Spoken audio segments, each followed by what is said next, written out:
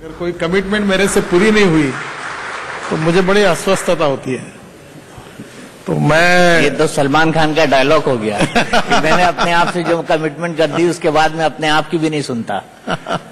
नहीं, ये वैसे ही है, क्योंकि मैं एक बार मैंने अपने पॉलिटिकल लाइफ में एक तो कमिटमेंट नहीं की, और कभी की है तो वो पूरी की है, और दूसरा एक आधा काम मुझे अगर नहीं करना है और स्पष्ट बोलना है तो चाहे कोई भी नाराज हो, मैं उसके मुंह पर उसको बोलता हूं कि ये काम होता नहीं, मुझे करना नहीं, फिर से मेरे पास आना नहीं। लोग बड़ा बोलते हैं कि आप कई सारे बड़े बड़े मंत्रियों को बुलाकर, कई सारे बड़े बड़े अधिकारियों को बुलाकर बोलते हैं कि अभी ये पूरा का पूरा काम करो। कार्तिक भाई, ऐसे कई इंसिडेंट हुए हैं जब इन्होंने कहा कि ये कमरा अभी फिलहाल थोड़ी देर हम इसको पॉज देते हैं और ये काम करा जाए, और जब ये फाइल क्लियर होगी उसी के बाद हम उठेंगे।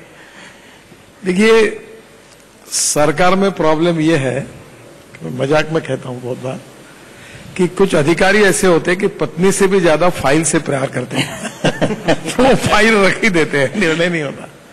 तो मैंने अपने यहाँ बाला साहब ठाकरे जी थे तब, उन्होंने मुझे एक स्लोगन उनके इसमें था, वो मैं एक बार बाला साहब से उठाकर वो लेके गया। उसमें लिखा था, I like people who can get the things done.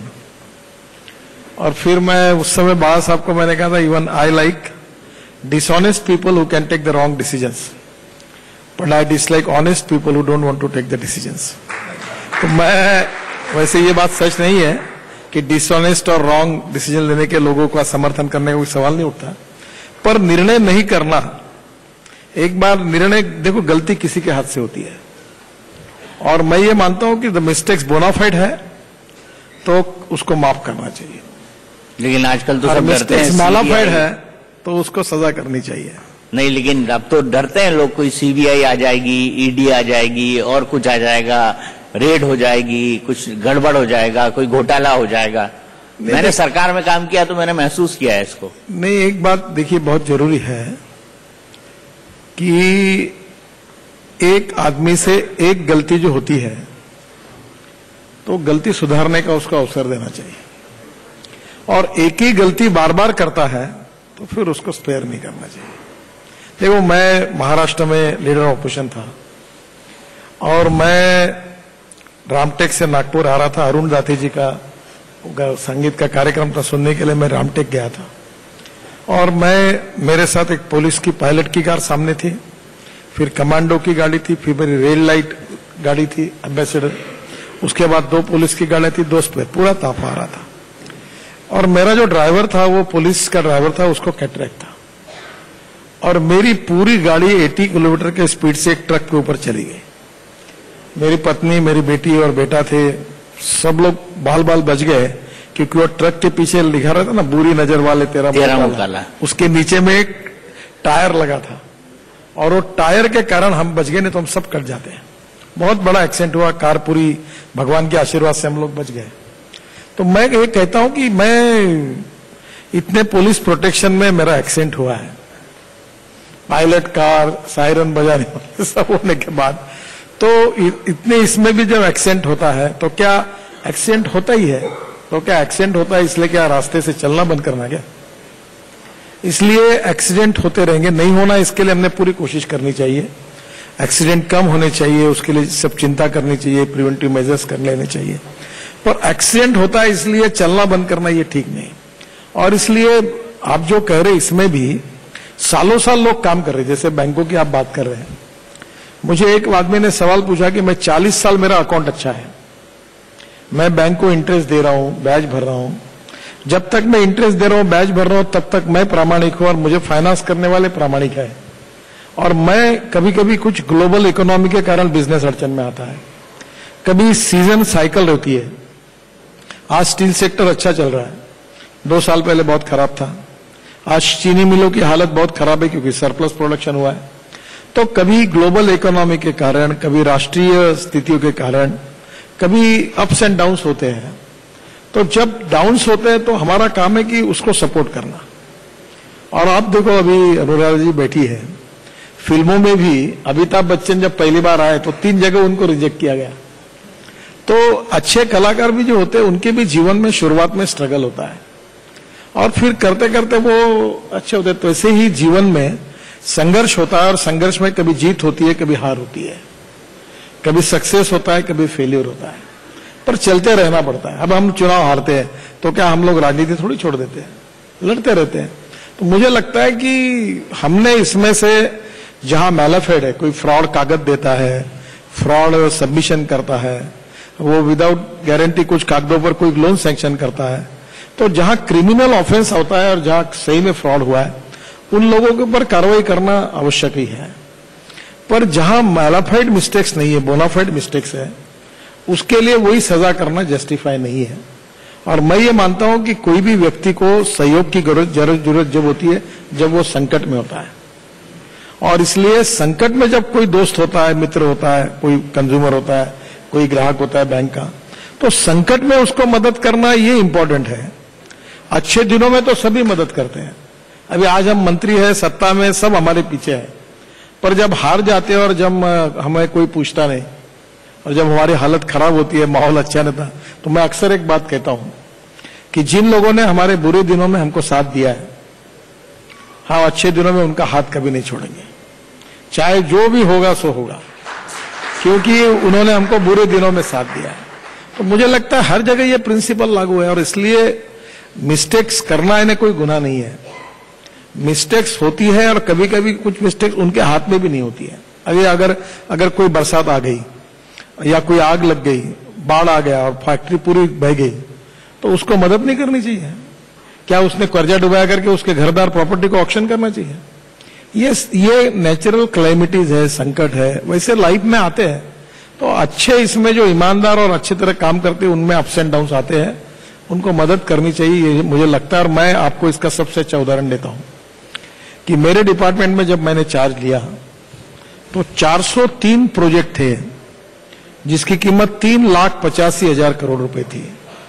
और जितने बड़े बड़े लोग हैं, मैं नाम नहीं लेता, सब कंपनियां वर्ज ऑफ कोलैप्स थी, दिवाला पीटने की स्थिति, दिवाला पीट चुका था, अकाउंट एनपी हो गए थे। और मैंने ये अगर दृष्टिकोण रखा कि चलो बैंकों को बोलता है, ये बोलता है, ऐसा नहीं किया। मुझे याद है मैं सुबह 10 से लेकर रात को 12 बजे तक बैठता था और ये बड़े बड़े कंपनी के सीईओ, मेरे ऑफिसर्स, बैंकों के अधिकारी बैठते थे और हमने 22 डिसीजन दिए जिसमें मोदी जी और जेटली जी ने मुझे मदद की। 22 कैबिनेट डिसीजन लिए और मैं ये आज क्लेम कर सकता हूं कि मेरे डिपार्टमेंट ने हिंदुस्तान के कॉन्ट्रैक्टर और इन्वेस्टर को तो बचा, पर भारतीय बैंकों को 3 लाख करोड़ रुपए के एनपीए से बचाया। अब पूरा सेक्टर दौड़ रहा है, पूरे लोग काम कर रहे हैं।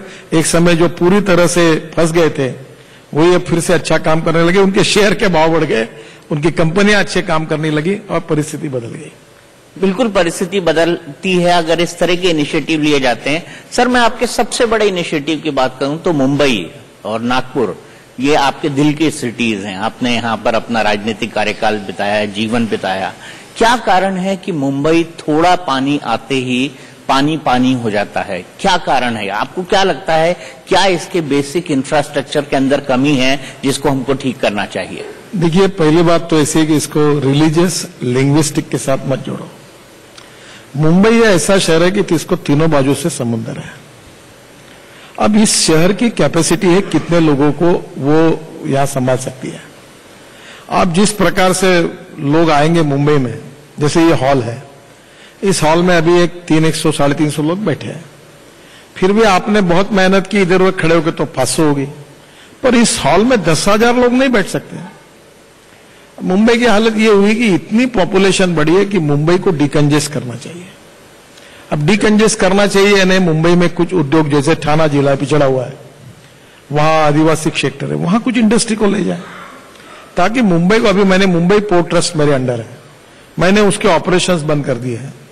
मैंने कहा आप यहां वो कोयला वगैरह नहीं लाओगे, ताकि यहां कोई नहीं होगा। जो आएगा कार्गो वो पाइपलाइन से अंडरग्राउंड जो आएगा वही आप करिए, बाकी काम मत करिए। अब उससे थोड़ा बहुत फायदा होगा।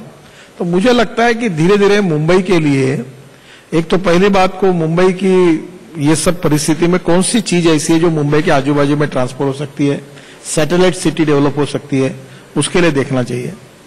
दूसरी बात, मुंबई ऐसा शहर है कि रात को 12 बजे भी हमारी बहन कहीं से जा सकती है, कहीं इसमें मुंबई में अड़चन नहीं आएगी।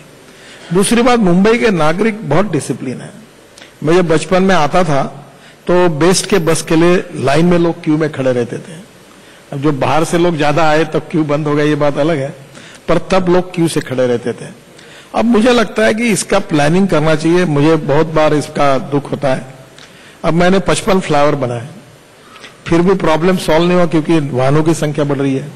अब सी लिंक बना, अब मुझे लगता था पर वो भी बनाने का सौभाग्य मुझे मिला, फिर भी अब वो कोई नहीं। अभी लगता है कि नरीमन पॉइंट से लेकर विरार तक ये सी लिंक अगर बन जाएगा तो थोड़ा प्रॉब्लम सॉल्व होगा। अब थोड़ा सा ऐसा है कि मुंबई में अब मेट्रो बन रही है। अब मुंबई का सबसे बड़ा ड्रेनेज का प्रॉब्लम इसलिए है कि मुंबई में जो लेवल है वो और समुद्र की लेवल, इसको देखते हुए, और मैं मुंबई करके नहीं यहाँ रहकर मुझे सबसे बड़ा दुख होता है। मैं वर्ली में रहता हूँ और वो समुद्र पे रोज आने के बाद रात को 11 बजे 2-4 मिनट चुपचाप जाके वहां बैठता हूँ। ये मेरी बहुत, अभी भी जाता हूँ। अब बैठना ही नहीं होता, वहां गंदी स्मेल आती है क्योंकि मुंबई का पूरा ड्रेनेज समुद्र में जा रहा है। मीठी नदी को मैं सुधारना चाहता हूं और मुंबई के समुद्र के लिए जो गंदा पानी है, हमने नागपुर में ये पानी को रिसाइकलिंग करके 78 करोड़ रुपए में बेच दिया है महाराष्ट्र सरकार को। तो पानी को रिसाइकलिंग करके समुद्रों को शुद्ध करना चाहिए। और मेरा मत यह है कि मुंबई में समुद्र में पानी छोड़ने के बजाय टुवर्ड्स नासिक, अगर हम लोग ग्रेडियंट के हिसाब से पानी अगर पूरा ले जाए तो खेती के लिए उधर उपयोग में आएगा जो मुंबई का यूज वाटर है। अब इसके लिए प्लान अच्छा बनाना पड़ेगा। अब मुंबई में वही पानी की टंकी है जो मलबार हिल पर एक है। अब वो अंग्रेजों के समय से बनी हुई सिस्टम अच्छी है, फिर भी प्रॉब्लम कम है, पर लोक संख्या बढ़ने के कारण अब मुझे लगता है कि ड्रेनेज सिस्टम का डिजाइन करना होगा। ये कारपोरेशन की जिम्मेदारी, मैं पॉलिटिकल बात नहीं कर रहा हूं। मेरे मन में कभी कभी मुंबई कारपोरेशन के पास बहुत बड़ा फिक्स डिपॉजिट है। कुछ लोग कहते हैं 30,000 करोड़ है, कुछ लोग कहते हैं 40,000 करोड़ है, मुझे पता नहीं कितना है। पर ये पैसे का उपयोग करके वर्ल्ड बैंक के या और लोन लेना है तो वो लेकर हम लोग मुंबई की ये ड्रेनेज सिस्टम को इंटरनेशनल स्टैंडर्ड की बनाकर एक बार सुधारना चाहिए। एक दूसरी बात, समुद्र में जितना गंदा पानी जाता है उसको रोकना चाहिए। ये दो चीजें अगर होगी तो मुझे लगता है मुंबई के काफी प्रॉब्लम सॉल्व हो जाएंगे। सर, राजनीति में बहुत कम होता है ऐसा कि कोई कमिटमेंट करे और उसको पूरा करे। आप शायद उनमें से एक यूनिक लोगों में से हैं जो ऐसा करते हैं। और आपने एक सपना देखा था सी प्लेन का मुंबई में शुरू होने का, जिसका ट्रायल भी हो चुका है। तो क्या ये आपको लगता है बहुत जल्दी शुरू हो जाएगा और कारगर रहेगा? देखिए, सी प्लेन की ट्रायल हो गई। अब प्रॉब्लम थोड़ा अटका हुआ ऐसा है कि सिंगल इंजन या डबल इंजन। हमारे एटीसी ने कहा कि डबल इंजन का लगेगा। अभी सिंगल इंजन के प्लेन की कीमत 12 करोड़ है, जिसमें 8 से 9 लोग बैठते हैं। डबल इंजन करने के बाद 20 करोड़ होती है। हमारे देश में लोगों की होती है, हमारे देश में लोगों की पेइंग कैपेसिटी कम है। और मेरा अपना तर्क ऐसा है, क्योंकि आप मालदीव में 49 सी प्लेन से वो सिंगल इंजन के हैं और उनको अलाउ किया है। और जो पानी पे उतरेगा, समझो मशीन बंद भी पड़ेगी तो पानी पे उतर जाएगा, तो उसमें रिस्क नहीं है। जैसे ये एमपीबीएस प्लेन है जो एयर स्ट्रिप पे भी उतर सकता है, पानी पे भी उतर सकता है। तो मेरा आग्रह है कि इसको सिंगल इंजन क्यों नहीं होता। तो एटीसी का आग्रह डबल इंजन होना चाहिए। थोड़ी सी चर्चा शुरू है, बाकी सब रूल्स रेगुलेशन बन गए। अगर आखिर में डबल तो डबल करेंगे। ये हो जाने के बाद मुझे लगता है कि हम लोग ये इसमें आगे जा पाएंगे। आपने एक शब्द का इस्तेमाल किया था, मैं पॉलिटिकल बात पे आऊं। आपने कहा था कि अच्छे दिन, तो आपको क्या लगता है 4 साल बाद क्या देश ने अच्छे दिन देख लिए? देखिए, इसको आप मिसकोट मत करिए। नहीं, बिल्कुल नहीं करूंगा। अच्छे दिन कभी नहीं आते हैं और कोई व्यक्ति समाधानी नहीं है। और राजनीति तो अतृप्त आत्माओं का महासागर है। यानी जो मुख्य मंत्री बना, जो एमएलए बनना, वो पहले चाहता है कि मुझे एमएलए का टिकट चाहिए, इसलिए दुखी है। वो कारपोरेटर था पहले, तो बोला मुझे एक बार कारपोरेटर बना दो। कारपोरेटर बनाया तो बोलते एमएलए बना दो। एमएलए बना तो बोलता मंत्री बना दो। मंत्री बना दो तो मेरे डिपार्टमेंट दे दो। मुख्यमंत्री बनाओ, फिर दिल्ली में भेजो। ये क्या होता है, एम्बिशन जो होती है, ये पॉलिटिक्स में, बिजनेस में, ट्रेड प्रोफेशन में, इवन कलाकारों में, ये अनएंडिंग होती है। कितने भी पुरस्कार मिले तो भी समाधान नहीं होता। पद्मश्री मिली तो पद्म विभूषण चाहिए, दोनों मिले तो भारत रत्न चाहिए। कहीं ना, मैं किसी के लिए नहीं उल्लेख कर रहा हूं, पर वो पुरस्कार चाहता ही है। और जैसे मैं अक्सर कहता हूं कि मेरी फिलॉसफी ये है कि मेरी औकात और हैसियत से मुझे बहुत ज्यादा मिला। तो मैं अभी प्लेन में बैठकर मैं सो के आया, तो मैं भविष्य की कभी चिंता नहीं करता, और इसलिए मेरा जीवन काफी अच्छा इसलिए है, ना जनता की चिंता करता हूं, ना वोट देने वाले की करता हूं, ना अंदर देने वाले की करता हूं। मैं बोलता हूं अगर अच्छा लगेगा तो वोट देना, नहीं तो मत देना। और इसलिए जो मुझे मिला है मेरी औकात और हैसियत से बहुत ज्यादा मिला है। तो ये समाधान मानने पर होता है। और बहुत से बार लोग होता है अच्छे दिन में ऐसा है कि जिसके पास बंगला है, गाड़ी है, वो भी दुखी है, जिसके पास 2 बंगले हैं, 3 गाड़ियां है, वो भी दुखी है, जिसके पास गाड़ी के बाद 1 प्लेन लिया वो भी दुखी है, और जिसके पास 7-8 प्लेन है वो भी दुखी है। तो मुझे लगता है कि ये जो आप अच्छे दिन की बात कर रहे हो, रोटी, कपड़ा और मकान, ये मिनिमम अगर मिलता है तो अच्छे दिन है। और मुझे लगता है 50 साल की तुलना में आज के हमारी स्थिति में काफी सुधार हुआ है। इसका मतलब 100% हुआ ऐसा नहीं। अभी जैसे 8 करोड़ लोगों को हम लोग गैस सिलेंडर और सेगड़ियां दे रहे हैं, उसमें 4.5-5 करोड़ तक बांटी गई है। जो लकड़ी और चूल्हा जलाते थे बेचारी माँ बहनें, धुएं में वो अपना किचन में काम करती थी, अब उनके लिए अच्छे दिन नहीं आए क्या? 4.5 करोड़ गरीब परिवारों में ये अच्छे दिन आए। ये प्रकाश आमटे जी गढ़चिरौली के हैं। मैं जिद के साथ जब महाराष्ट्र में मंत्री था तो इनके जिला सबसे बैकवर्ड है, नक्सलाइट जिला है। मैं वहां रोड बनाने के लिए जिद के साथ बैठा था, फॉरेस्ट वाले तकरीब काफी रोड मैंने बनाए अच्छे अच्छे। अब मैं वो उनके वहां सिरोंचा एटापल्ली में ब्रिज बना रहा हूं, ऐसी जगह बना रहा हूं कि ब्रिज के उद्घाटन के लिए जाने के लिए पुलिस मुझे मना करते हैं। मैं अकेला आदमी जो वहां बहुत बार जाता हूं, और मुझे लगता है कि ये विकास होना चाहिए इनका। मैं वहां अभी 1100 हमारे एकल विद्यालय भी चलाता हूं। अब वो ये मुझे बताइए कि उनके लिए रोड बना, 24 घंटे बिजली आई। ये जिले में एक समय ऐसा था कि नमक के बजाय लाल चिटिया बारीक करके नमक के बजाय खाते थे लोग, इतनी स्थिति थी। अब वहां की स्थितियां काफी बदली है, जितनी बदलनी चाहिए उतनी और बदलने की आवश्यकता है। अब उनके लिए आज भी अच्छे दिन है और इससे ज्यादा आने चाहिए, पर पुराने 10 साल की तुलना में आज लाइट है, रोड है, थोड़े ट्रांसपोर्ट के साधन है, सफिशिएंट नहीं पर है। अब रेलवे बनाने की बात हो रही है तो फॉरेस्ट वाले आड़े पड़ रहे कि रेलवे करना। अब हम लोग जिद से पड़े कि भाई इन लोगों को न्याय मिलना चाहिए। प्रधानमंत्री जी के 115 जिले में ये जिला है तो पीछे पड़ रहे, कभी झगड़ा होता है, कभी क्लियरेंस हो जाता है। अब कल की तुलना में आज जो अच्छी स्थिति है उसको अच्छे दिन कहते हैं। और आज रहने के बाद हमारे एम्बिशन के हिसाब से जो दिन की हम अपेक्षा करते हैं उसको समय लगता है। और इसलिए कल से अगर आज अच्छी स्थिति है तो हमने मानना चाहिए कि अच्छे दिन आए हैं, और इतना ही मुझे उसको कहना है।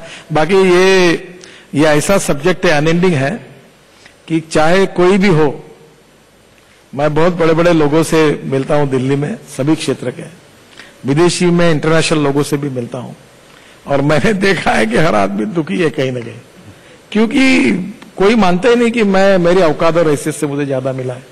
वो ये कि मुझे जो मिला है वो तो मुझे मिलना चाहिए था, उतना तो मैं कर्तृत्ववान हूं, उतना तो मैं गुणवान हूं, पर मुझे वो क्यों नहीं मिला। तो ये इसलिए मैं आपको वो कहता हूं कि ये मानने पर होता है, और जो मानता है उसके लिए अच्छे दिन होते हैं, जो नहीं मानता उसके लिए कुछ भी हुआ तो भी अच्छे दिन कभी नहीं आते। आपकी कहलाई है शिवसेना, वो भी हर वक्त अच्छे दिन का इंतजार करते रहती है। अगर 24 घंटे हैं तो 25 घंटे जो है गठबंधन खतरे में रहता है। मैं आपसे ये समझना चाहता हूं कि क्या निभ पाएगी बीजेपी और शिवसेना के अंदर जो आपका पॉलिटिकल एक्सपीरियंस है, आपने इतने दशक महाराष्ट्र की राजनीति में काम किया है, आपको क्या लगता है? देखो, एक इंडिपेंडेंट पॉलिटिकल पार्टी है। जैसे आपके चैनल में कंपटीशन होती है नंबर 1 की, और सभी क्लेम करते कि मैं नंबर 1 हूं, फिर एडवर्टाइज में कि ये नहीं है, मैं हूं, ये इसका ऐसा डाटा है। Politics is a game of contradiction, compulsions and limitations, और हर आदमी अपने लिए स्पेस ढूंढता है। ये सच्चाई थी कि एक समय शिवसेना नंबर 1 पर थी, हम नंबर 2 पर थे। अब दुर्भाग्य से जब हमारी अलायंस टूट गई, हम नंबर 1 पर पहुंचे, वो नंबर 2 पर आए।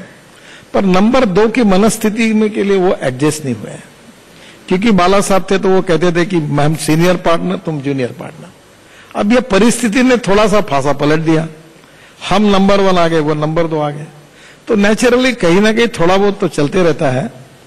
मेरा व्यक्तिगत मत है कि हमारी अलायंस जो हुई थी वो पार्ला का चुनाव हुआ था यहाँ, अब शिवसेना जीती थी, रमेश प्रभु, तब हिंदुत्व के विचारों को लेकर ये हुई थी। और बाला साहब और शिवसेना और हिंदुत्व का विचार, राष्ट्रवादी विचार सोच और भारतीय जनता पार्टी और हमारी विचारधारा, इसमें वैचारिक मतभिन्नता नहीं है। फिर वैचारिक मतभिन्नता नहीं है तो पॉलिटिकल डिस्प्यूट्स क्यों होने चाहिए? पर ये होते रहते हैं क्योंकि इसी का नाम राजनीति है। और इसलिए अब ये मराठी में आप समझते हैं मराठी थोड़ा बहुत तो समझ लेते। मराठी में एक अच्छी कहानी है, अच्छा वाक्य है, तुझं माझं जमेना तुझा वाचून कर्मेना ने तेरा मेरा जमता भी नहीं और तेरे सिवा करमता भी नहीं। तो ये थोड़ी कहानी ऐसी है, let us think for the best. आपको लगता है ये अलायंस चल पाएगा 2019 के चुनाव में? क्योंकि वो तो ऑलरेडी घोषणा कर चुके हैं कि नहीं भैया हमारी तो कट्टी अलग से लड़ेंगे। राजनीति में, पॉलिटिक्स में कुछ भी होता है और कुछ भी हो सकता है और कुछ भी नहीं भी हो सकता है। अब ये समय बताएगा। मैं आपसे जानना चाहूंगा सबसे महत्वपूर्ण चीज मराठा आंदोलन के बारे में।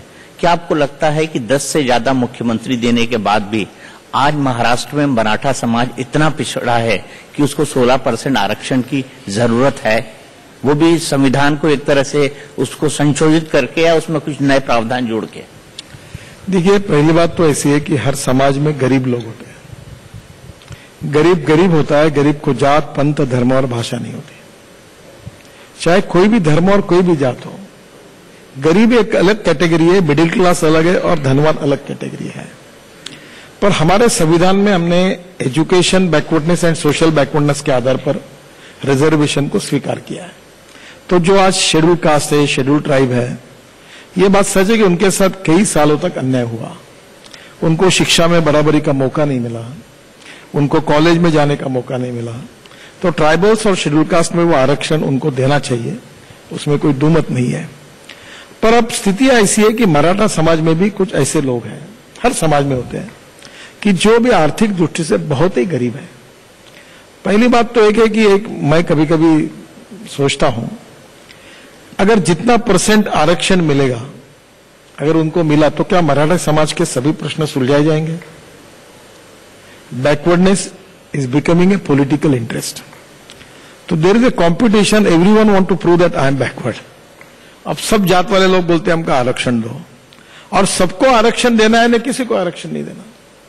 प्रश्न यह है कि हमें रोजगार निर्माण करना पड़ेगा, गरीबी हटानी पड़ेगी, एक्सपोर्ट को बढ़ाना पड़ेगा, पर कैपिटा इनकम बढ़ाना पड़ेगा, एग्रीकल्चर में पानी ले जाना पड़ेगा, गांवों को समृद्ध और संपन्न बनाना होगा।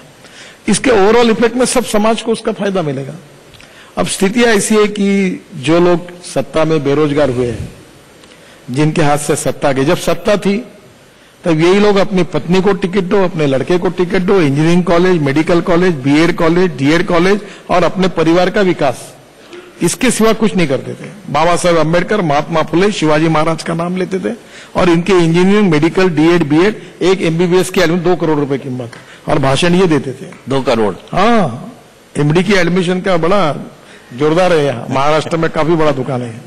अब जब इनके पास ये सत्ता से बेरोजगार हुए तो ये सहन नहीं कर सकते, इनके हाथ से सत्ता गई, इसलिए ये लोगों को भड़काने का काम करते हैं। और इसलिए ये आंदोलन कुछ लोगों की राजनीतिक जो बेरोजगारी हुई है उसके कारण कुछ लोगों ने भड़काया।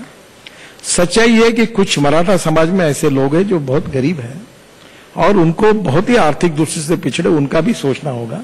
और जो मुख्यमंत्री लगातार प्रयास कर रहे हैं, आज ही सुबह मेरी बातचीत हुई, उनकी चर्चा भी हो रही है कि भाई इनमें से जो गरीब लोग हैं उनको कैसे राहत मिले। तो ये जो भावना है ये भी सही है। ओवरऑल हमारी समस्या का मूल रिजर्वेशन देने से सुलझाया नहीं जाएगा। हमारी समस्या का मूल हमको एग्रीकल्चर को और प्रोडक्टिव बनाना पड़ेगा।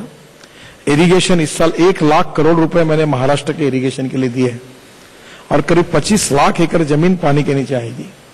और इरिगेशन के बाद हमारा एक्सपोर्ट बढ़े, हमारा एग्रीकल्चर ग्रोथ रेट बढ़े, पर कैपिटा इनकम बढ़े, जीडीपी बढ़े, नई इंडस्ट्री आए। जैसे मैं नागपुर में हूं, मैंने और देवेंद्र जी तय किया कि 50,000 युवाओं को हम 5 साल में रोजगार देंगे। हम मिहान में कोशिश कर रहे, इंडस्ट्री को ला रहे, इसको ला रहे, उसको ला रहे, काफी बड़े प्रमाण पर इंडस्ट्री भी आई, लोगों को रोजगार भी मिला। प्रश्न गरीबी, भुखमरी और बेरोजगारी का है। इसको शाश्वत रूप से छोड़ने में आरक्षण केवल उसका उपाय नहीं है, ये मिलना चाहिए। इसका निर्णय सरकार करेगी, मैं उसका विरोधी नहीं हूं। पर ग्रास रूट पर बेसिक प्रॉब्लम यह है कि जब तक पॉपुलेशन बढ़ रही है और हम वैसी इकोनॉमी नहीं बढ़ाएंगे, ग्रोथ नहीं बढ़ाएंगे, एम्प्लॉयमेंट नहीं क्रिएट करेंगे, तो ये प्रश्न वैसे ही रहेंगे। थोड़ा सा ऊपर ही ऊपर राजनीति में आंदोलन होते हैं तो उसका विचार पॉलिटिकल होता है, और वो स्वाभाविक भी है, क्योंकि every politician thinks about is next election. वो 5 साल के लिए सोचता है। और जो सोशियो इकोनॉमिक रिफॉर्मर होता है, जो नेशनल रिकंस्ट्रक्शन के लिए सोचता है, he thinks from century to century. तो उनको भी मैं दोष नहीं देता, क्योंकि राजनीति में और जो चेयर है विरोधी पक्ष की, मैं भी विपक्ष का नेता था, तो वहां बैठने के बाद ऐसी भाषा बोलते हैं, और नहीं बोले तो मीडिया वाले बोलते हैं ये विपक्ष का नेता मैनेज हो गया क्योंकि बोल क्यों नहीं रहा। तो ये ऐसी होता है। पर ओवरऑल इससे सामाजिक सद्भाव नहीं बिगड़ना चाहिए। सबको साथ में लेकर कोई सोल्यूशन निकले, प्रयास है, और मुझे लगता है कुछ ना कुछ निकले। आपने एक बहुत महत्वपूर्ण बात कही कि आर्थिक आधार पर जो लोग पिछड़े हुए हैं। एक व्यापक सवाल पूछना चाहता हूं, क्या देश में सरकार इस बात पर विचार कर रही है कि जो आर्थिक आधार पर पिछड़े हुए लोग हैं उनको विशेषकर आरक्षण मिले, या उनके आरक्षण की व्यवस्था होनी चाहिए? देखिए, एक बात तो सच है कि हमारे समाज में educational backwardness and social backwardness, इसके आधार पर, जात के आधार पर आरक्षण मिला, वो जस्टिफाई है। और उसको बाबा साहब अम्बेडकर जी ने संविधान में लिखा था, और उन्होंने ये भी लिखा है कि जब तक इस समाज को समाज में इक्वल स्टेटस तक नहीं आ पाएंगे तब तक ये कंटिन्यू होना चाहिए, ये भी उन्होंने लिखा है। पर अब ये भी बात सच है कि जो इकोनॉमिक बैकवर्डनेस है, जो इसमें कैटेगरी में नहीं आते, पर वो सोशली और एजुकेशनली भी बैकवर्ड है और इकोनॉमिकली भी बैकवर्ड है। और मराठा समाज में ऐसे गरीब लोग भी हैं। अब उन लोगों के लिए अड़चन है कि उनको नेचुरली रोजगार भी नहीं है, परिस्थिति भी खराब है। तो ये टोटली एक सोशल प्रॉब्लम है। इसको राजनीतिक विवादों में न गिराते हुए थोड़ा सा सामाजिक आर्थिक विचार करके, समाज के स्वास्थ्य का विचार करते और समाज में एकता कायम रहते हुए हमें सबको मिलकर कोई सोल्यूशन निकालना होगा। आज किसी भी बात को इतने जल्दी मैंने अगर कुछ बोल दिया कि आर्थिक आधार पर आरक्षण हो जाए, तो 1 घंटे के अंदर देश के सब चैनल पर न्यूज चली जाएगी, गडकरी ने कहा आर्थिक आरक्षण करो। दूसरे मिनट में कोई कहेगा गडकरी दलितों के विरोधी है इसलिए कह रहा है। तो ये दुनिया भर की कंट्रोवर्सी आती है। तो इसलिए मैं कोई कंट्रोवर्सी में नहीं पढ़ना चाहता, पर मुझे लगता है कि this is a time for the country कि सभी राजनीतिक पार्टियां थोड़ा राजनीति से ऊपर उठकर इस पर कोई वे आउट निकालकर कोई सोल्यूशन निकाले, ताकि सामाजिक जीवन स्वस्थ हो और जो कटुता के जो प्रसंग है उसको हम दूर कर सकें। आपसे मैं घंटों बात कर सकता हूं। एक आखिरी सवाल पूछना चाहता हूं जो मैं बहुत दिल से आपसे जानना चाहता था, क्योंकि उसमें मेरा गांव भी पड़ता है। क्या मुंबई से लेकर दिल्ली तक जो हरित कॉरिडोर, आप ग्रीन कॉरिडोर बनाने की बात कर रहे हैं, और ये कहा जा रहा है कि लगभग 10 घंटे में दिल्ली से आप मुंबई पहुंच सकेंगे, ये कब तक संभव हो पाएगा और क्या इसके लिए टेंडर आप? अच्छा कि आपने प्रश्न पूछा, क्योंकि मुंबई पुणे एक्सप्रेस हाईवे तो मैंने बनाया तो मुंबई वालों को पता है, पर अभी दिल्ली में 2 एक्सप्रेस हाईवे बनाए, उससे भी अच्छे है। एक 14 लेन का है, अलाइनमेंट अलग है। अगर हम मुंबई से अहमदाबाद, सूरत होकर अगर मुंबई आते हैं तो लैंड एक्विजिशन की कीमत जो है वो 7.5 करोड़ रुपए पर हेक्टर है। हमने एक नई अलाइनमेंट तैयार की है, मुंबई दिल्ली से अलवर, नहीं दिल्ली से जयपुर, जयपुर से अलवर, अलवर से झाबुआ रतलाम होकर ये आएगा वडोदरा, और वडोदरा से मुंबई। इसकी विशेषता है कि backward area of Rajasthan, backward area of Haryana, backward area of Madhya Pradesh, backward area of Gujarat and backward area of Maharashtra. इसका पहला फायदा ये हुआ कि हमारी लैंड एक्विजिशन कॉस्ट जो है वो 7.5 लाख रुपए पर हेक्टर थी, वो अब 80 लाख रुपए पर हेक्टर आई, और ये 1 लाख करोड़ का हाईवे है। इसमें हमने 16,000 करोड़ केवल लैंड एक्विजिशन पर बचा है। इसकी अलाइनमेंट पक्की हो गई। अब इसमें से ये 12 घंटे में होगा। दूसरा, ये हाईवे का काम शुरू हो गया है। वडोदरा टू मुंबई ये 44,000 करोड़ रुपए के कॉन्ट्रैक्ट अवार्ड हो गए, उनके काम शुरू हो गया। भूमि पूजन करना है, समय नहीं मिला इसलिए रुका है। अब अलाइनमेंट पक्की होने के बाद ये बाकी भी काम दिसंबर तक शुरू करने का प्रयास है, और उसके बाद 2.5 से 3 साल इसको पूरे करने के लगेंगे। इसकी कीमत 1 लाख करोड़ है, और एक आइडिया उसमें है, वो मैं बता रहा हूं, पर वो कमिटमेंट नहीं है। मैं एक स्वीडन की कंपनी के साथ हमारे एग्रीमेंट तक बातचीत आई है। इस हाईवे में ये पहले तो 8 लेन का बनाएंगे, तो इसके वैसे ज्यादा लैंड एक्वायर कर रहे हैं, इसके ऊपर एक इलेक्ट्रिक की केबल रहेगी, और 40 टन का ट्रक जो है वो इलेक्ट्रिक पर चलेगा। अब 80 रुपए का पेट्रोल, 60 रुपए का डीजल इक्वल टू 10 रुपए की बिजली। तो ट्रक अगर इलेक्ट्रिक पर आएगा तो लॉजिस्टिक कॉस्ट 30%, 40% हो जाएगी। तो ये भी एक कल्पना है। इसके साथ हम लोग दिल्ली के रिंग रोड पर इसको जो जोड़ रहे हैं, तो लॉजिस्टिक पार्क बना रहे हैं, या बीच में कुछ सिटी एक्वायर करके उसके साथ कुछ लॉजिस्टिक पार्क बना रहे हैं ताकि लॉजिस्टिक कॉस्ट कम हो, इंडस्ट्रियल जोन बना रहे हैं। मैं चंबल में एक्सप्रेस हाईवे बना रहा हूँ। हाँ, मैंने पढ़ा उसको। हाँ, अभी 4000 करोड़ का। फिर भोपाल और इंदौर के बीच में बना, इसमें इंडस्ट्रियल टाउन डेवलप होंगे। देखिए, मेरा कंसेप्ट अलग है, क्योंकि पैसे अभी गोवा में 2500 करोड़ का ब्रिज बना रहे हैं हम लोग, जुआरी नदी पर। तो मैंने उस दोनों ब्रिज में 2 टावर बनाए। ये मेरा वर्ली बांद्रा में सपना था, वो पूरा नहीं हुआ। वो रिवॉल्विंग टावर है और वो टावर से पूरा गोवा दिखेगा। और नीचे में लैंड एक्वायर्ड किए, वहां कैफेटेरिया रहेगा, रेस्टोरेंट्स रहेंगे, पार्किंग रहेंगी। और गोवा में आया हुआ हर आदमी जाएगा ऊपर, तो उसका टिकट 500 रुपये, 1000 रुपये रखेंगे। तो वो ऊपर जाकर गोवा देखेगा, तो पुल की कीमत टोल से नहीं, पर ये जो लिफ्ट से ऊपर जाएंगे, कैप्सूल लिफ्ट से, इसमें करोड़ रुपए की कमाई होगी। महीने में 10-20 करोड़ रुपए मिल जाएंगे और उससे पुल की कीमत वसूल हो जाएगी।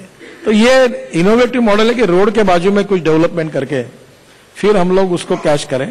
तो मुझे लगता है ये 1 लाख करोड़ का हाईवे जो है, ये दिसंबर तक इसका काम शुरू हो जाएगा, 12 घंटे में होगा। और दिल्ली से मुंबई डिस्टेंस 120 किलोमीटर इससे कम होगा।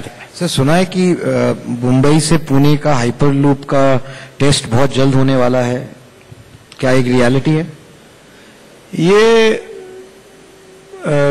मुझे भी वो मिले थे जो अपने टेक्सला कंपनी के जो मालक है, तो वो अभी मुंबई टू पुणे पहला ट्रायल करने वाले हैं। ये अभी मुंबई पुणे हाईवे जो है ये महाराष्ट्र सरकार के पास है और वो उनको परमिशन देने के बारे में उन्होंने निर्णय भी किया है और ये पहले होगा, पर उसकी कैपिटल कॉस्ट पर किलोमीटर बहुत ज्यादा है। अपना देश गरीब है। अभी हम लोग एक क्रूज चला रहे 1 अक्टूबर से, मैं आपको आमंत्रित करता हूं, मुंबई से गोवा। तो एक गोवा के व्यक्ति ने वो खरीदी किया है, वो 500 सीटर है, लग्जरी क्रूज है, 6 रेस्टोरेंट है और वो 12 करोड़ में उसने सेकंड हैंड लाया जापान से और या रिफर्निश किया। तो हमारे देश में क्या है कि टेक्नोलॉजी भी अच्छी चाहिए और सस्ती चाहिए। तो धौला कुआं टू मानेसर हम 70 किलोमीटर हवा में चलने वाले पॉइंट्स बस चला रहे हैं, उसका भी टेंडर 1 आध महीने में फाइनल होगा। उसकी कैपिटल कॉस्ट पर, मेट्रो इतनी कैपेसिटी है और कैपिटल कॉस्ट 40 करोड़ पर किलोमीटर आएगी, मेट्रो की कॉस्ट 350 करोड़ पर किलोमीटर है। तो ये हाइपरलूप की कॉस्ट बहुत ज्यादा है। अब हम लोग पब्लिक ट्रांसपोर्ट और इलेक्ट्रिसिटी, इसमें अब लोग हम हवा में चलने वाली 2 कंपनी इसमें है, एक डॉफल मेयर करके ऑस्ट्रिया की है और एक प्योमा करके फ्रांस की है। दोनों टेक्नोलॉजी वालों से हमारी बात हुई है, हम वेबकॉस के साथ उनका जॉइंट वेंचर कर रहे हैं। और अब देश में मैं ट्रांसपोर्ट मिनिस्टर के नाते ये हवा में चलने वाली बस शुरू करना चाहता हूं। फिलीपींस में 150 लोग बैठकर हवा में बस चलती ऊपर में, ये मुंबई में वही चाहिए, वाटर ट्रांसपोर्ट और हवा में चलने वाली बस पानी के ऊपर से। तो वही ट्रांसपोर्ट होगा जो pollution free, cost effective, import substitute और पोल्यूशन फ्री और इंडिजिनियस बने और कैपिटल कॉस्ट कम होगी तो टिकट रेट सस्ता होगा। तो मुझे लगता है कि ये नए इनोवेशन पे अब काम करना चाहिए। अब पेट्रोल डीजल वाला उपयोगी नहीं है मॉडल। तो आपका बहुत बहुत शुक्रिया नितिन गडकरी जी। मैं कह रहा हूँ आपसे घंटों बात की जा सकती है क्योंकि आपके आइडिया इतने इनोवेटिव होते हैं और पब्लिक का रिस्पांस भी ये बता रहा था। मैं अपने साथियों को बुलाता हूँ, आए और अवार्ड की शुरुआत करें। Thank you so much sir. तो इंटरेस्टिंग सेशन के बाद अब वक्त हो गया है उस चीज का जिसके लिए आज यहाँ पर इस मंच को और भी ज्यादा हम शोभनीय बनाएंगे। पूर्णिमा, बिल्कुल, यानी कि हम गौरव अवार्ड्स की बात कर रहे हैं, महाराष्ट्र की शान गौरव अवार्ड्स, और उसकी शुरुआत करते हैं सबसे पहली कैटेगरी के साथ, यानी कि एक्सीलेंस इन एजुकेशन, जिसका अवार्ड जाता है CA सुनील कर्वे जी को। बहुत बहुत स्वागत कर रही हूं सुनील जी का मैं मंच पे, और मैं रिक्वेस्ट करती हूं नितिन गडकरी जी से कि वो सम्मानित करें। प्रसिद्ध शिक्षाविद के तौर पर पहचान है। प्लीज तालियों के साथ मुंबई में 11 साल स्वागत कीजिए सीनेट सदस्य सुनील कर्वे जी का। मुंबई एजुकेशनल ट्रस्ट के फाउंडर के तौर पर संयुक्त राष्ट्र में एक अलग पहचान। सुनील जी कर्वे प्रसिद्ध शिक्षाविद के तौर पर। Thank you so much. और अगली कैटेगरी है एक्सीलेंस इन एजुकेशन, जिसमें डॉक्टर पुरुषोत्तम ताहिर रमानी जी को मैं बुलाना चाहूंगी स्टेज पर। Please sir, doctor Tahir Ramani. के चेयरमैन महाराष्ट्र में छात्रों को पैरामेडिकल और फिजियोथेरेपी की शिक्षा मुहैया कराते हैं। 1973 में मेडिकल की शिक्षा लेने के बाद डीप पैरामेडिकल ऑर्गेनाइजेशन की स्थापना की। 2007 में ग्रेजुएशन और 2017 में मास्टर्स स्तर पर फिजियोथेरेपी प्रोग्राम की शुरुआत की। Thank you so much. तीसरी कैटेगरी भी है एक्सीलेंस इन एजुकेशन, जिसका अवार्ड जाता है श्री ब्रजेश माहेश्वरी जी को। तालियों के साथ स्वागत। एलन कैंसर इंस्टीट्यूट कोटा की डायरेक्टर है। 27 साल से छात्रों को प्री इंजीनियरिंग और प्री मेडिकल एग्जाम्स की तैयारी करवा रहे हैं। छात्रों और अभिभावकों के बीच शिक्षक और गाइड के तौर पर प्रख्यात। इस वक्त एलन कैंसर इंस्टीट्यूट के 4334 समर्पित सदस्य हैं। और अगले अवार्ड की कैटेगरी है excellence in educational reforms and skill development, जिसके लिए मैं बुलाना चाहूंगी स्टेज पर डॉक्टर तुषार विनोद देवरस जी को। प्लीज सर, स्टेज पर। Doctor Tushar Vinod Deoras institutes career परामर्श अकादमी के साथ स्वागत करिए डॉक्टर तुषार। भारत में हजारों छात्रों को सही करियर चुनने में मदद करते हैं। 20,000 से अधिक छात्रों को मुफ्त सलाह दे चुके हैं। हर साल गांव से 50 से अधिक छात्रों को गोद लेते हैं। Doctor Tushar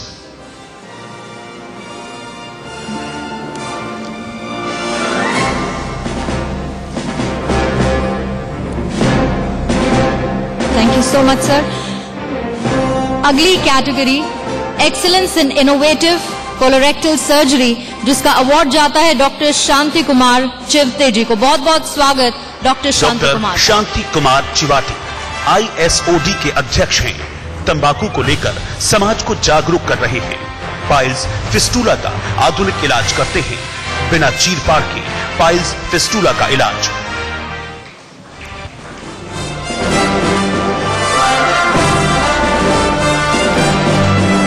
thank you sir, thank you so much. और अगली कैटेगरी है excellence in health care for surgery, और इसके लिए मैं डॉक्टर संदीप अग्रवाल जी को स्टेज पर इनवाइट करना चाहूंगी। प्लीज आइए। डॉक्टर संदीप अग्रवाल। डॉक्टर संदीप अग्रवाल देश के जाने माने एनोरेक्टल सर्जन हैं। पाइल्स सर्जरी में बीम टेक्नोलॉजी का इजाद किया। बीम टेक्नोलॉजी से हजारों लोगों का सफल इलाज।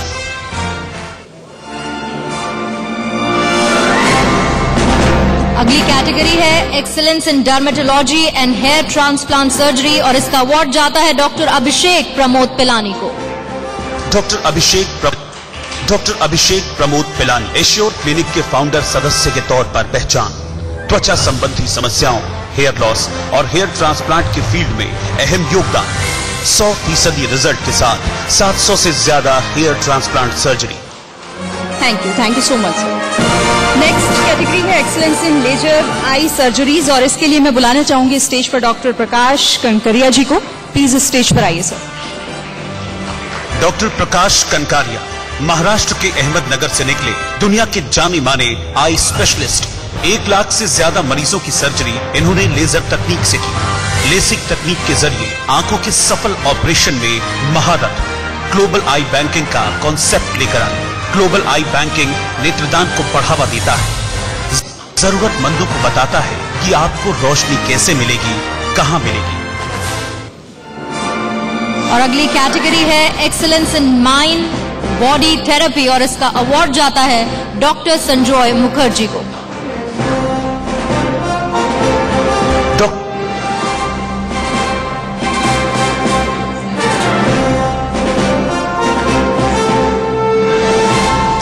डॉक्टर संजय मुखर्जी। डॉक्टर संजय मुखर्जी जानी मानी मनोवैज्ञानिक और मैरिज काउंसलर हैं। जिंदगी से जुड़ी समस्याओं के इलाज में माहिर। शादीशुदा और सेक्सुअल लाइफ से जुड़ी समस्याओं का समाधान। बिना दवाइयों के जिंदगी से जुड़ी समस्याओं का इलाज। डॉक्टर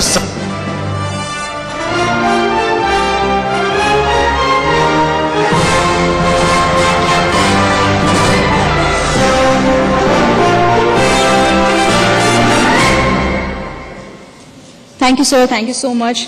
नेक्स्ट कैटेगरी है excellence in oral care and dental health, जिसके लिए मैं स्टेज पर इनवाइट करना चाहूंगी डॉक्टर सचिव नंदा जी को। डॉक्टर सचिव नंदा, स्वागत करिए जोरदार तालियों के साथ। डेंटल इम्प्लांट के क्षेत्र में जाना पहचाना नाम। पुणे में नंदा डेंटल केयर के नाम से 5 क्लिनिक हैं। आधुनिक उपकरणों के जरिए दांतों का इलाज होता है। Thank you so much doctor सचिव। अगली कैटेगरी है excellence in health care business और इसका अवार्ड जाता है मिस्टर राहुल कुमार दर्दा को। बहुत बहुत स्वागत है मिस्टर राहुल कुमार। राहुल कुमार दर्दा पुणे की ब्रिंटन फार्मा कंपनी के चेयरमैन और एमडी राजीव गांधी शिरोमणि अवार्ड से सम्मानित हो चुके हैं। 2017 में business leader of the year रह चुके हैं। गर्ल चाइल्ड एजुकेशन में अहम भूमिका निभाते हैं। Thank you so much. और next category excellence in health care business, जिसके लिए राहुल कुमार दर्दा जी को अवार्ड जा चुका है। और अगली कैटेगरी है हमारी excellence in manufacturing of Unani medicine और इसका अवार्ड जाता है इंडियन मार्केटिंग कंपनी से मिस्टर सादिक याकूब बाबला जी को। आप फाउंडर हैं Indian marketing company. Doctor Sadiq Yakub Babla Unani चिकित्सा में विश्वसनीय नाम है। 2010 में यूनानी टाइम्स का नेशनल एक्सीलेंस अवार्ड मिला। 2013 में ऑल इंडिया हाकिम अजमल खान अवार्ड से सम्मानित।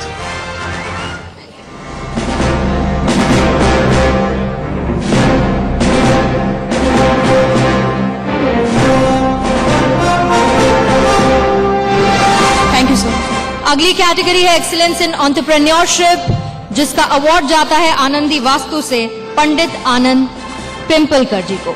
बहुत बहुत स्वागत आपका। आनंद पिंपलकर विश्व प्रसिद्ध हस्तरेखा विशेषज्ञ और वास्तु साइंटिस्ट हैं। पिछले 25 सालों में 68 से ज्यादा किताबें लिख चुके हैं। मृत्युंजय साहित्य पुरस्कार से सम्मानित और समाज सेवा में सक्रिय।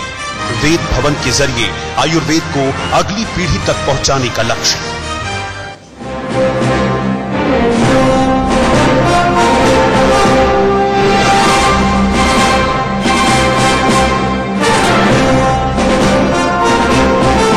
Thank you so much. Next category है excellence in real estate for affordable housing Karjat और इसके लिए मैं राधे ग्रुप को स्टेज पर बुलाना चाहूंगी। राधे ग्रुप केडिया परिवार की पहली पीढ़ी ने रियल एस्टेट बिजनेस शुरू किया। जेपी केडिया ने बिल्डिंग निर्माण के काम को आगे बढ़ाया। 15 से 30 लाख रुपए की सस्ती कीमत पर घर देता है। मुंबई और पुणे में इनके प्रोजेक्ट्स काफी पसंद किए जाते हैं। अगली कैटेगरी है excellence in real estate for affordable housing in rural Maharashtra, जिसके लिए मैं मंच पर आमंत्रित करती हूँ वीएनएस ग्रुप के रिप्रेजेंटेटिव को। वीएनएस ग्रुप महाराष्ट्र में हाउसिंग सेक्टर का तेजी से उभरता नाम। ग्रामीण इलाकों में सस्ते घर बनाकर देने में अग्रणी।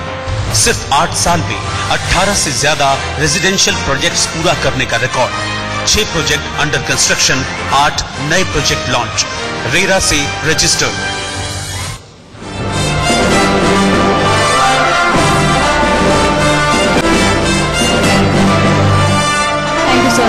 अगली कैटेगरी है rising entrepreneur in real estate for building material industries, जिसके लिए मैं पुणे के महावीर एंटरप्राइजेस के रिप्रेजेंटेटिव को मंच पर आमंत्रित करती हूँ। महावीर एंटरप्राइज पुणे की एक मशहूर होलसेल कंस्ट्रक्शन कंपनी है। धन्य कुमार दादा ने 1997 में इसकी शुरुआत की। अपनी सेवाओं और गुणवत्ता के लिए प्रसिद्ध है।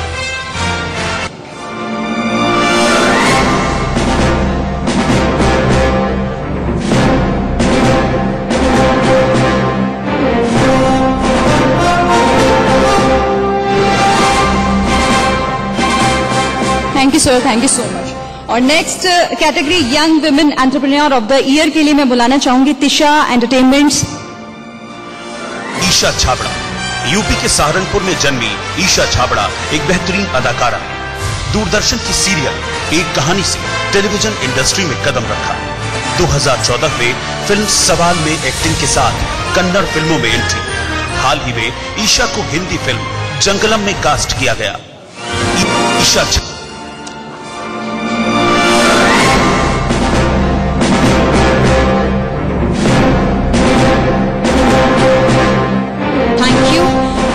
और अगली कैटेगरी भी है young women entrepreneur of the year, जिसका अवार्ड जाता है मिस प्रिंसी गोयल को। प्रिंसी गोयल कॉन्टोर्स पीस प्राइवेट लिमिटेड की फाउंडर और सीईओ। मुंबई की युवा एंटरप्रेन्योर। कॉन्टोर्स पीस के जरिए सैकड़ों महिलाओं की सफलता की रीढ़ बनी। आधुनिक ऑफिस स्पेस उपलब्ध कराने से लेकर दूसरी सुविधा मुहैया कराने पर जोर। स्टार्टअप में आगे बढ़ने वाली लड़कियों और महिलाओं। Thank you so much. और नेक्स्ट कैटेगरी है एक्सीलेंस इन सोशल वर्क, जिसके लिए मैं बुलाना चाहूंगी कैप्टन दीपक दोषी जी को स्टेज पर इनवाइट करना चाहूंगी। समाज सेवा के लिए काफी काम उन्होंने महाराष्ट्र में किया है। कैप्टन दीपक दोषी जी।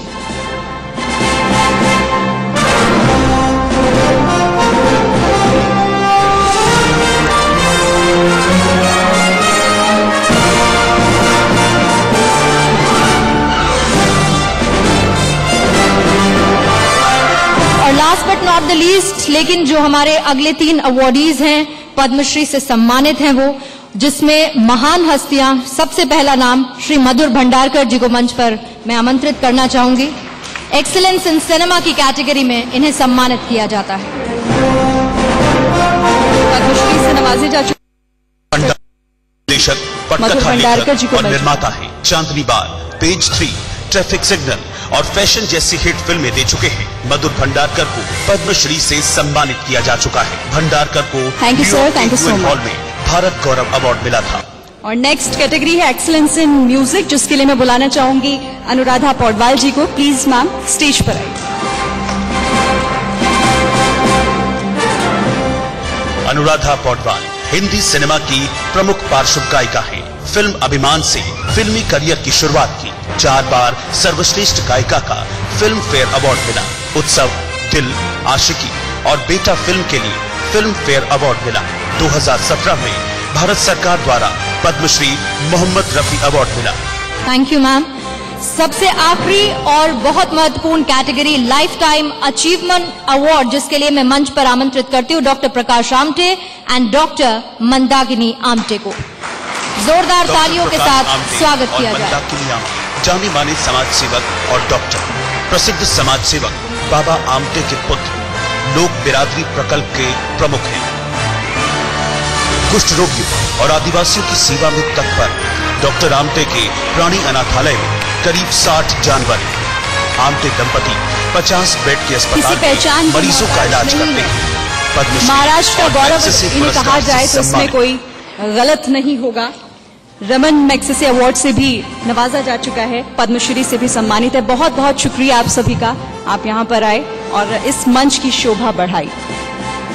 तो ये तमाम वो लोग थे जिन्होंने महाराष्ट्र का गौरव बढ़ाया, और इसी के साथ अपने खास मेहमानों का भी मैं बहुत शुक्रिया अदा करना चाहूंगी कि इस मंच को मेहमानों ने भी और आप सभी ने सफलतापूर्वक इसे यहाँ पर पूर्ण होने का मौका दिया। बहुत बहुत शुक्रिया नितिन गडकरी जी, कार्तिकेय जी बहुत बहुत शुक्रिया, और साथ ही दीपक चौरसिया जी आपका भी बहुत बहुत शुक्रिया।